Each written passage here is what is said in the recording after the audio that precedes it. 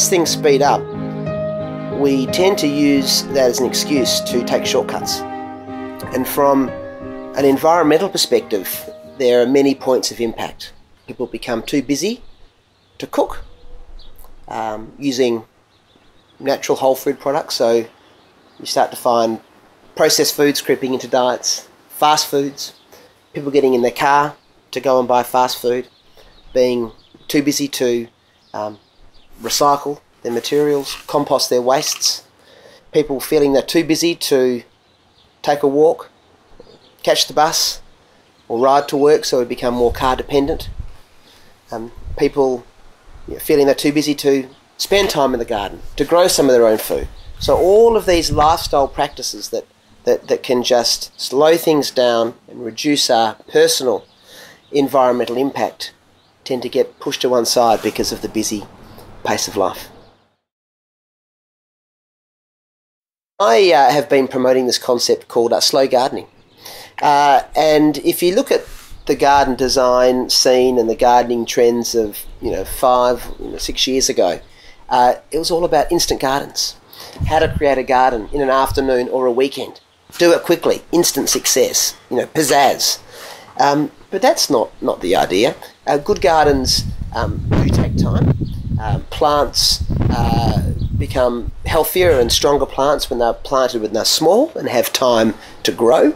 And I think if we can all rediscover the beauty and enjoyment from these simple things, and we can all recognise that it's not slack or lazy just to take 5 and have a read, or to chill out, or to put your feet up and enjoy some sun on a mild winter's day. There's no shame in that. In fact, it should be celebrated. And if we all do that, the world will be a much better place. There's definitely an expectation, within the community that you have to do more, get one up over, the other person or the previous thing you did. One way that sort of seems to be able to be done is by doing things quicker. But of course, it doesn't mean necessarily that things are being done better or more thoroughly. In fact, one could argue that it's the actual opposite of that.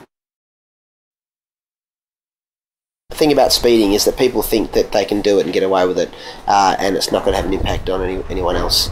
But clearly that's nonsense when you stop and think about it. Just as drink driving is totally unacceptable these days, we need to sort of embed the same ethic amongst drivers that racing around like an idiot or doing other distracting activities whilst driving is just not on.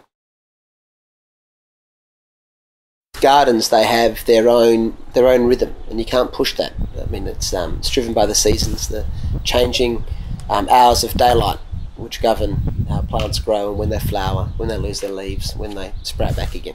Yeah, and in many respects, it's the same with driving, because particularly in our urban environments, the urban road network metabolism, if you like, is governed by traffic lights, a certain critical mass of traffic, and the ebbs and flow of peak hour, and these things, they come and go to their own rhythm. You can't force that. You've got to just pick it and go with it. And just like gardening, you can plan when you drive, or when you garden, you plan when you plant, and it'll be a different experience at different times of the day or the week in relation to driving. So if you think of it like that, everything's got its own pace and its own rhythm. If you try and force it, you won't get anywhere. Slow down and enjoy the ride.